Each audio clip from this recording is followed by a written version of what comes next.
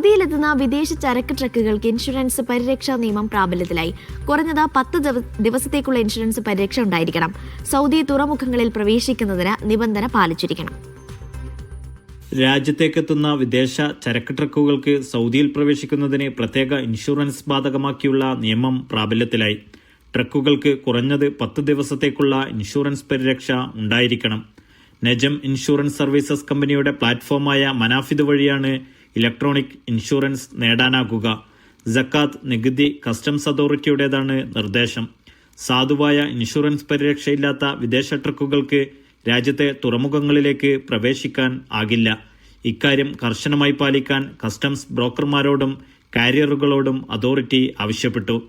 രാജ്യത്തേക്ക് വിദേശ ട്രക്കുകളുടെ പ്രവേശനവും പ്രവർത്തനവും നിയന്ത്രിക്കുന്നതിന്റെ ഭാഗമായി കൂടിയാണ് നിബന്ധന. Naushad Irikkur, media 1, Dammam.